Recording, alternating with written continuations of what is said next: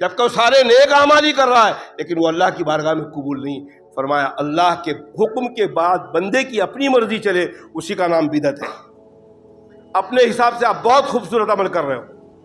ایک آدمی نماز نہیں پڑھے، میں مغرب کی نماز نہیں پڑھتا ہوں، اس نماز کے بدلے 5000 روپے صدقہ خیرات کر دیتا ہوں، کسی غریب کی مدد ہو جائے گی، نماز ہو جائے گی؟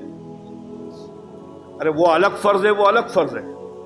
اور کمال کی بات ہے کہ یہ ذی الحج کے اندر جو رکھا ہے دوسرے مہینوں میں رکھا ہی نہیں۔ جس طرح رمضان کا روزہ فرض ہے رمضان کے مہینے میں، لیکن نفلی روزہ آپ پورے سال بھر رکھ سکتے ہیں۔ 5 وقت کی نماز فرض رکھی، لیکن نفل نماز کے لیے کوئی قید پابندی، سال بھر آپ جتنی نفل نماز چاہو پڑھ سکتے ہو۔ لیکن قربانی تو یہ 10 11 12 3 ہی دن قربانی کرنا ہے۔ حج 9 ذی الحج کو جانا ہے، مینا 8 ذی الحج کو پہنچنا ہے، جب مزدلفہ 9 ذی الحج کے بعد عرفات میں دعا مانگنے کے بعد وہاں رہنا ہے، پھر جمرات جانا ہے، کنکری مارنا ہے، یہی 10 دن کے اندر ہے۔ باقی 365 دن جا کے آدمی سال بھر کنکری مارتے رہے، کوئی قبولیت نہیں۔ کیوں؟ کہ اللہ کا حکم نہیں ہے۔ اللہ بتانا چاہ رہے ہیں کہ میرے بندو اس پوری کائنات کا مالک میں ہوں، تو میرے حکم پر اس کائنات کا نظام چلے گا۔ میں جب کہوں توڑ دو توڑ دو، میں جب کہوں بنا دو بنا دو، میں جب کہوں تم اپنی جان کو مٹا دو میری راہ میں مٹا دو، میں تم کو شہادت کا درجہ دوں گا۔ اور میں جب کہوں کہ تمہارے گھر بچہ پیدا ہوا، میں نے لڑکا دیا یا لڑکی دی، تم میری مرضی پہ خالق اللہ کا شکر ادا کر دو کہ لڑکی دی تو فبہا، لڑکا دیا تو فبہا، لڑکا ہو گیا تو خوش، لڑکی ہو گئے تو ناراض، بیوی کو بیچارے کو کھانا پینا بند، اب تو نے میری لڑکی پیدا کی میں تیری شکل نہیں دیکھوں گا۔ یہ اللہ کی نافرمانی، اللہ کی فرما برداری یہ ہے کہ ظاہر بات ہے بیوی کے ہاتھ میں تھا لڑکی بنانا لڑکا بنانا کہ اللہ کے ہاتھ میں تھا؟ ظاہر بات ہے اللہ کے ہاتھ میں۔ سارے گھر کے افراد بیٹھے ہوتے ہیں اور وہ سکرات کے اندر مردہ ہوتا ہے، اور اس کی سانس جب تک چلتی ہے، سانس جب تک چلتی ہے، جب تک کوئی مردے کو لے جا کے قبرستان میں دفن کر سکتا ہے؟ سال بھر لوگ قوموں میں پڑے رہتے، گھر کے افراد پڑے رہتے، لیے پڑے رہتے، سانس چل رہی، سانس رکنے کے بعد دفن کرنے کا حکم ہے۔ اس سے پہلے اگر وہ سانس چلتے ہوئے کسی کو جا کے دفن کر دیا، اور سارے دفن کرنے والوں کو پر قتل کا الزام ہو۔ میرے زندہ بندے کو سانس چل رہی تھی، میری مرضی تھی، میں اس کو سانس چلا رہا تھا، تم نے لے جا کے اس کو زندہ دفن کر دیا، گناہ پڑے گا۔ سارے گھر کے لوگ بیٹھے ہوئے ہیں لیکن سانس چل رہی ہے تو انتظار میں بیٹھے ہوئے ہیں کہ ابھی زندہ ہے، لیکن وہ جہاں سانس بند ہوئی اب حکم ہوا کہ جلد سے جلد اس کو پہنچاؤ، مندر پہ پہنچا دو۔ کس کی مرضی چلتی ہے؟ اللہ کی کہ ہماری مرضی چلتی ہے؟ پورے ڈاکٹر لگے ہوتے ہیں۔ جے پرکاش نارائن کو جسلوک ہاسپٹل کی ویسی بنیاد ہوئی تھی، مورارجی دیسائی پرائم منسٹر تھے، جے پرکاش نارائن کو پہلا ڈکلیئر کیا یہاں کہ جے پرکاش نارائن کا انتقال ہو گیا۔ معافی مانگنا پڑا تھا مورارجی دیسائی کو، پرائم منسٹر کو، حالانکہ جے پرکاش نارائن کا انتقال ہو گیا تھا، لیکن ڈاکٹروں نے جو 2 مشین لگائی، جو جھٹکا لگا تو جے پرکاش نارائن پھر زندہ ہو گئے۔ 4 گھنٹہ زندہ رہ گئے، پھر لگے لوگوں نے فرمایا کہ مورارجی دیسائی پرائم منسٹر نے جھوٹا اعلان کر دیا تھا، جبکہ 5 گھنٹے کے بعد جے پرکاش نارائن پھر مر گئے۔ ڈاکٹر کے پاس جاتے ہیں آپ، آئی سی یو میں رکھتے، سب رکھتے، ساری مشین چلاتے، بعد میں باہر نکل کے آپ کیا کہتے ہیں؟ ڈاکٹر صاحب کیا حال ہے ہمارے مریض کا؟ اب آپ دعا کریے، اللہ کے ہاتھ میں۔ اگر ہندو ہے تو بھگوان کے ہاتھ میں، وہ بھی اس بات کا اقرار کرتا ہے بھگوان کے ہاتھ میں۔ اب آپ دعا کرو، ہماری جتنی کوشش کرنی تھی ہم نے کر لی، اب کام کس کا ہے آگے؟ اللہ کا ہے۔ یہ ایمان کی سب سے بڑی خوبصورتی ہے، اسلام کی سب سے بڑی خوبصورتی ہے۔ پیدا ہوتے ہی آپ کو اذان دلوا دیا گیا، اور بزرگوں نے فرمایا کہ اذان ہو چکی ہے، اب صرف اقامت باقی ہے، اتنی زندگی ہے ہماری، کتنی مغرب کی اذان ہو چکی ہے، اب اقامت ہونے میں کتنا ٹائم ہے مغرب کی اذان؟ اتنی زندگی ہے ہماری، اذان ہو چکی ہے، اقامت باقی ہے، نماز جنازہ باقی ہے۔ اذان اور اقامت، ادھر پہلے کان میں اذان دے دی اور اقامت بھی ہو گئی دوسرے کان میں، اب صرف نماز کھڑا ہونا ہے، اور وہ نماز جنازہ ہے۔ اس میں کسی کی مرضی چلتی ہے؟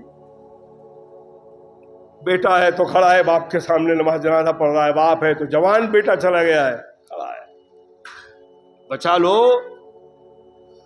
ذرا، روک لو اپنے بیٹے کو، دولت خرچہ کر کے روک لو، جوپیٹر میں پہنچا کے روک لو، لاکھوں کروڑوں خرچہ کر لو، موت کے وقت کو روک لو، فرعون نہیں روک سکا, دریائے نیل کے اندر جا کے ڈبایا, اور جب ڈوبنے لگا تب اللہ کو مانا. اللہ فرماتے ہیں کہ اب جب میں نے اس عالم کو کھول دیا اب اس کو مانتا ہے. ایسی توبہ, ایسی دعا کو ہم ایسی توبہ کو قبول نہیں کرتے. اسی لیے نبی پاک صلی اللہ علیہ وسلم کی امت کے لیے اللہ نے رحم فرمایا ہے کہ عالم برزخ کا کوئی نظام کھلنے سے پہلے بھی ایمان والا بندہ توبہ کر لے گا, اللہ اس کی توبہ کو قبول فرما لے. لیکن ملک الموت نظر آ گئے, وہ نظام عالم برزخ کا شروع ہو گیا. اب اس کے بعد کہے گا اللہ میں تجھے مانتا ہوں, اللہ قبول نہیں فرمائے. اللہ نے موقع دیا 60 سال 65 سال 70 سال, اور دنیا میں وہ عجائبات دکھا دیا گیا تم کو.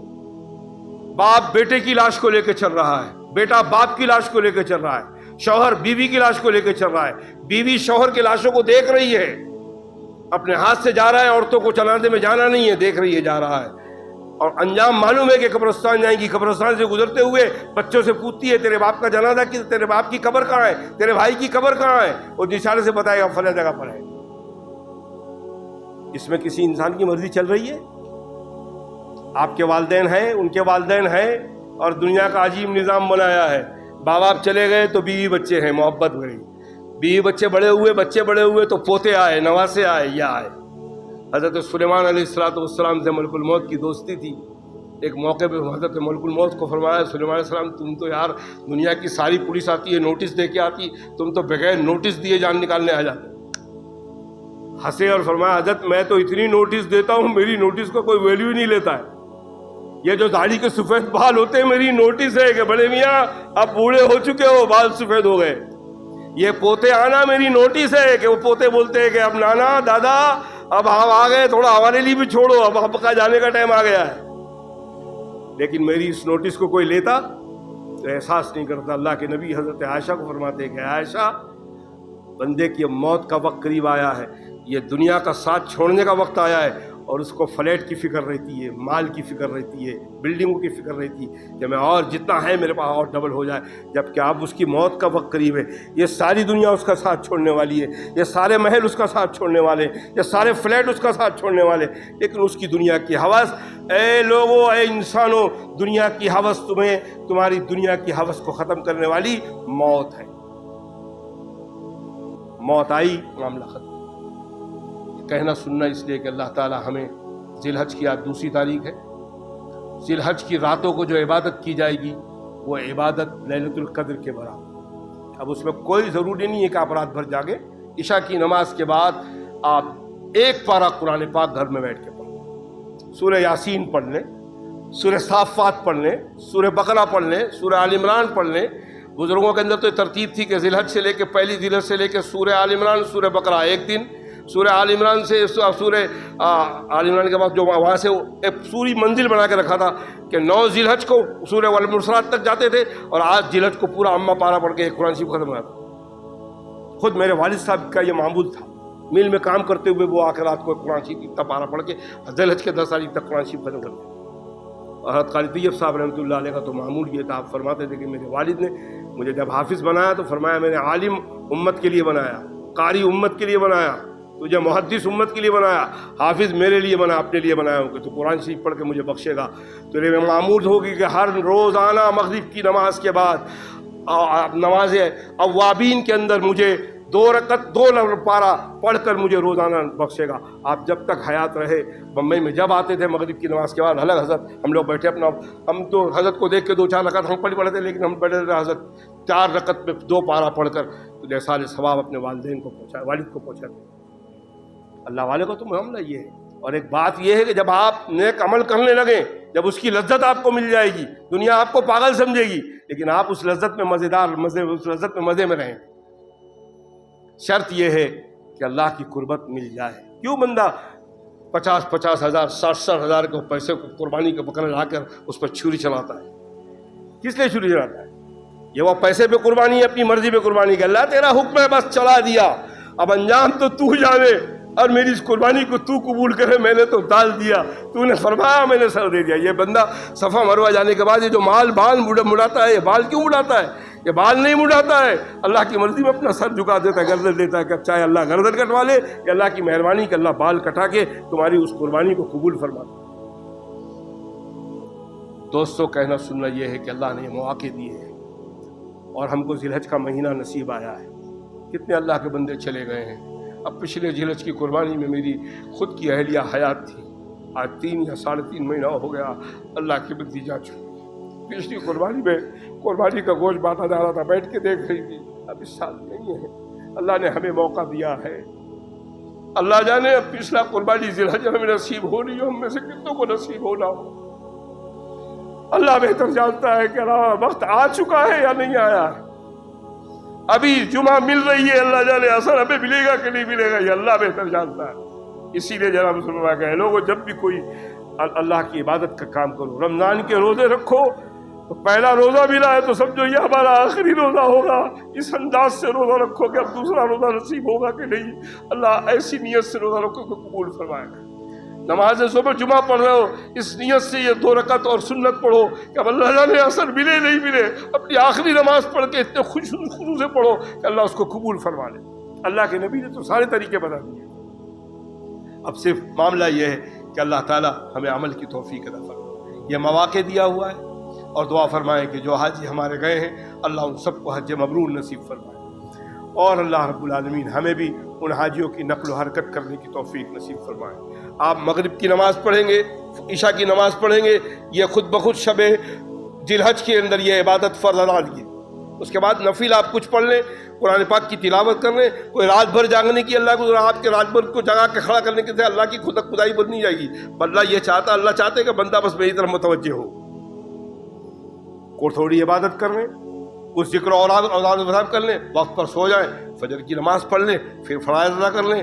اس طرح 9ویں کا دن آیا, روزہ رکھ لیں. 9 تاریخ کی فجر سے اللہ اکبر ایام تشریق شروع کر دیں, 13 کی عصر تک پڑھتے رہیں نماز کے بعد. یہ مسئلہ آپ خاص یاد رکھیں کہ مردوں کو خالی ایام تشریق نہیں ہے, عورتوں کے لیے بھی ہے. عورتوں کو گمے کے واسطے پڑھیں, لیکن عورتیں اس سے غافل ہوتی ہیں. اس کا بہترین طریقہ حضرت قادری صاحب زمانے میں فرماتے تھے کہ جب یہ وقت آ جائے تو اللہ اکبر تکبیر کی ایک پرنٹ چھپوا لو اور اپنے گھر کے اندر رکھ دو, جہاں آپ کی عورتیں نماز پڑھتی وہاں رکھ دو, تاکہ عورتوں کو یاد رہے اور وہ نماز. کیونکہ عورتوں سے اس میں بہت غفلت ہوتی ہے, کیونکہ مرد تو آتے تو یاد بھی نہیں رہتا. لیکن ایک نے شروع کیا, امام صاحب نے شروع کیا جہاں اللہ اکبر تو جس کو یاد نہیں وہ بھی پڑھنا شروع کر دیتا ہے, لیکن عورتوں کو بتانے والا نہیں. تو عورتوں کو بھی آپ تنبیہ کریں, گھر میں جا کے یاد دلائیں کہ ایام تشریق ان کو بھی پڑھنا ہے. صرف ہم میں اور ان میں فرق یہ ہے کہ ہم کو بلند آواز سے پڑھنا ہے, ان کو آہستہ آواز سے پڑھنا ہے. جس طرح عید الفطر میں یہ تکبیر ہے, لیکن عید الفطر میں ہم کو آہستہ آواز سے پڑھنا ہے. عید الضحیٰ میں ہمیں بلند آواز سے پڑھنا ہے. آپ تکبیر عید کی نماز پڑھنے بھی آئیں گے تو آپ کو بلند آواز سے یہ اللہ اکبر لا الہ الا اللہ واللہ اکبر آپ کو پڑھنا. اس طرح یہ ایام ذی الحج شروع ہو چکا ہے. آج اس کی 2 تاریخ ہے, 1 رات گزر چکی, اب 2 3 رات آئے گی. اللہ کے فضل و کرم سے آپ ایک پارہ قرآن شریف پڑھ لیں. نہیں ایک پارہ پڑھتے, آپ کو زمانی یاسین یاد ہے, بیٹھے بیٹھے یاسین پڑھ لیں اور اس کا ثواب لوگوں کو پہنچا دیں. فرمایا اللہ تیرے حکم کو بتا کہ یہ عمل ہم جتنا ہوا ہم سے ٹوٹی پھوٹی عبادت کر لی. وہی مجذوب صاحب کی بات ہے کہ اے اللہ میں تیرے نبی کی بشاہت لے کر آیا ہوں, میں حقیقت اس کو تو کر دے, میں صورت لے کے آیا ہوں. عمل کرنا ہے, قبول کرنے والا بڑا رحیم اور کریم بیٹھا ہوا ہے. وہ ہمارے اس ایک سجدے کو 1 لاکھ بنانے پہ آ جائے تو بنا رہا ہے کہ نہیں. کعبۃ اللہ میں 1 سجدہ کر رہے ہو, 1 لاکھ کا ثواب دے رہا ہے. وہی جب عرفات میں چلے گئے, مینا میں چلے گئے, تو وہ 1 لاکھ کا ثواب جو وہاں مل رہا ہے, اللہ کا حکم عرفات میں اور مینا میں نماز پڑھ رہے ہیں, اللہ چاہے تو اسی کو 2 لاکھ کر سکتے ہیں. اللہ کی قدرت میں سب کچھ ہے. بندے کا کام یہ ہے کہ بس بندے نے جو کہہ دیا, موم بتی کو آپ جلاؤ, موم بتی سے مومن بنا. لفظ مومن کا کام ہے اللہ کے حکم کے آگے پگھل جائے. موم بتی کو جلا دے, خاموشی سے پگھل جاتی. اسی موم سے مومن بنا, اللہ والا. اللہ والے کا کام یہ ہے کہ اللہ کا حکم ہے, میرے سمجھ میں آئے نہ آئے کرنا ہے, دل پہ آرے لگے, اذان ہو گئی نماز پڑھنا ہے, سو گئے بے غفلتی ہو گئی اٹھ گئے, سب سے پہلے اللہ کو یاد کرو. یہ اللہ کو یاد کرنے کا لازم. تو یہ کہنا سننا اس لیے کہ اللہ تعالیٰ مجھے عمل کی توفیق دے. اللہ آپ کو عمل کی توفیق نصیب فرمائے. دعا فرمائیں کہ اللہ تعالیٰ کہنے والے نے کوئی غلط بات کہی ہو، کہنے والوں کو اللہ اس سے بچنے کی توفیق نصیب فرما، سننے والوں کو اللہ اس سے بچنے کی توفیق نصیب فرما۔